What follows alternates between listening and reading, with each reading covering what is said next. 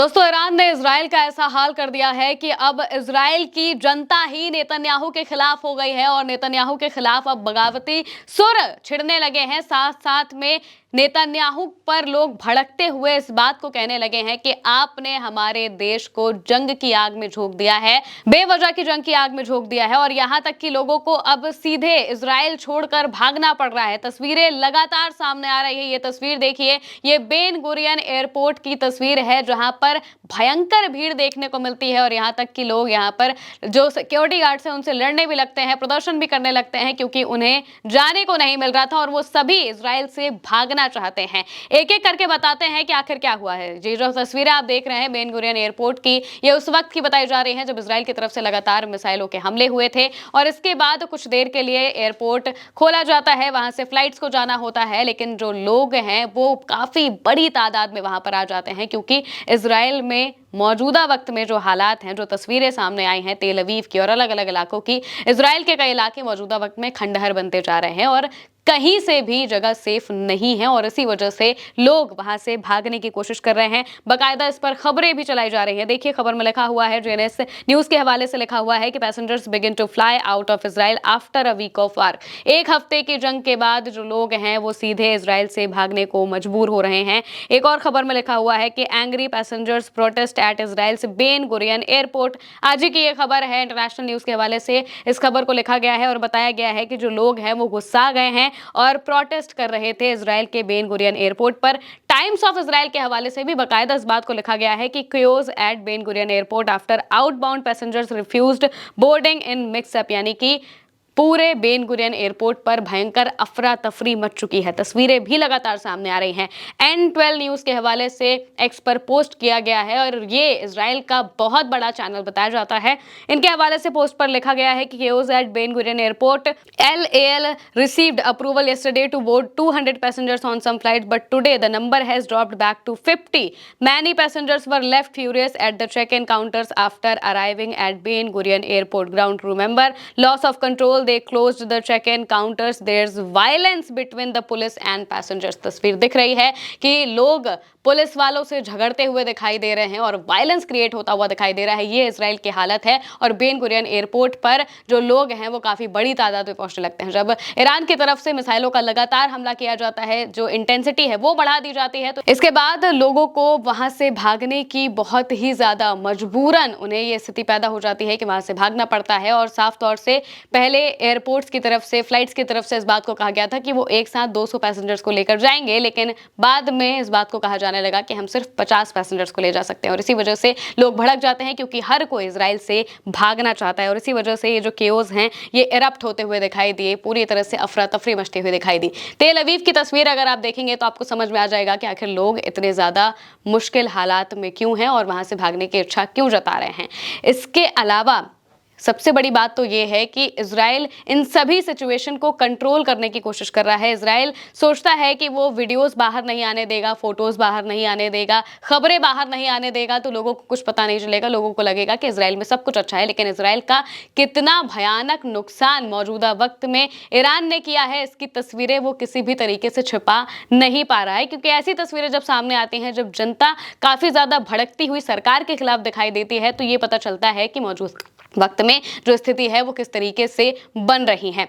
इसके साथ साथ में इजराइल के सबसे जरूरी कम्युनिकेशन सेंटर पर, सैटेलाइट कम्युनिकेशन सेंटर पर बीती रात ईरान ने हमला कर दिया था और इसके बाद बताया जा रहा है कि इजराइल के लिए ये बहुत बड़ी मुसीबत है क्योंकि ये वो सैटेलाइट सेंटर था जिसके जरिए फाइटर जेट्स और एयरबेसेस के बीच में बातचीत होती थी। पता चलता था कि हमला कहां करना है, कैसे करना है, मिसाइल्स लॉन्च करनी है, कैसे करनी है, ये सब कुछ पता चलता था इस सैटेलाइट सेंटर के जरिए। लेकिन इस पर सीधे सीधे ईरान ने हमला बोल दिया। 1 टन से भी ज्यादा मिसाइलों से अब हमला किया जा रहा है। अब तो इंटेंसिटी इतनी बढ़ा दी गई है कि सीधे कहा गया है कि 1 टन से कम वॉरहेड वाली मिसाइल छोड़ी ही नहीं जाएंगी। जितनी भी मिसाइलें जाएंगी सब 1 टन वॉरहेड लेकर जाएंगी।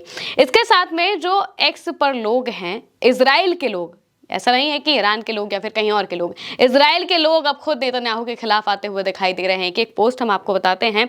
सबसे पहला पोस्ट आप पढ़िए, इसमें लिखा हुआ है, डेविड वर्थेम का ये पोस्ट है, ये इजराइल के रहने वाले हैं और इन्होंने कहा, have you left the shelters, यानी कि क्या आप शेल्टर से बाहर आ गए हैं। ये इजराइल के लोगों को संबोधित कर रहे हैं।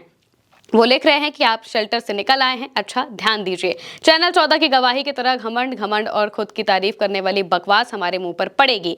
ट्रंप अपने नुकसान को जल्दी कम करेंगे, अयातुल्ला का राज नहीं गिरेगा और वो नुकसान को कम करेंगे। नेतन्याहू और ट्रंप इस घटना को पूरी जीत के तौर पर पेश करेंगे, ये झूठ होगा बेशक। नेतन्याहू अपने भोले भाले वोटरों को बेचेंगे कि वो चर्चिल और सिकंदर महान है, वो इसे मान लेंगे बेशक। ईरान सबक सीखेगा और न्यूक्लियर क्षमता की ओर तेजी से आगे बढ़ेगा और अगले 10 साल तक कोई और सारी गंदगी सहता रहेगा। वो इस बात को कहना चाह रहे हैं कि जब ये चीजें खत्म होंगी तो नुकसान इजराइल के लोगों का होगा और नेतन्याहू और ट्रंप मिलकर इसे एक बड़ी जीत के तौर पर दिखाएंगे, लेकिन असल में तो ये होगा कि ईरान अपने न्यूक्लियर वेपन्स की तरफ जाता हुआ और तेजी से दिखाई देगा। मौजूदा वक्त में जिस न्यूक्लियर की वजह से ही सारी का सारा झगड़ा जो है वो शुरू हुआ है, उस न्यूक्लियर की तरफ ईरान अब और तेजी से बढ़ रहा है। इस बात को लोग भी जानने लगे हैं।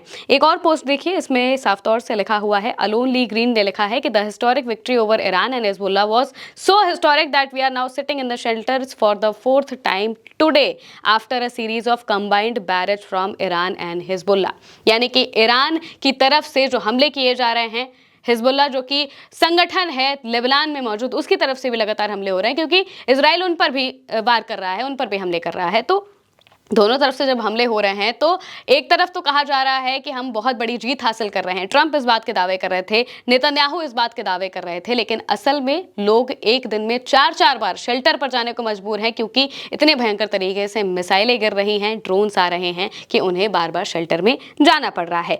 एहम लिखते हैं, all that Netanyahu wants is to destroy everything that exist in the country. He is the most dangerous man in Israel's history. Israel is on the path to its collapse under Netanyahu and his extremist group who dragged us into a devastating war with Tehran and its proxies. Netanyahu and his group pose an existential threat to Israel, and if he remains in power, Israel will be destroyed. यानी कि Netanyahu सिर्फ और सिर्फ सब कुछ खत्म करना चाहते हैं और सिर्फ इजराइल को अस्तित्व से मिटाने की कोशिश कर रहे हैं। और इजराइल की हिस्ट्री में, इजराइल के इतिहास में नेतन्याहू से ज़्यादा खतरनाक आदमी कहीं नहीं पैदा हुआ। सबसे ज़्यादा डेंजरस मैन यानी कि सबसे ज़्यादा खतरनाक आदमी है और इनकी वजह से इजराइल का अस्तित्व खतरे में पड़ता जा रहा है। इस बात को वहाँ के लोग लिख रहे हैं।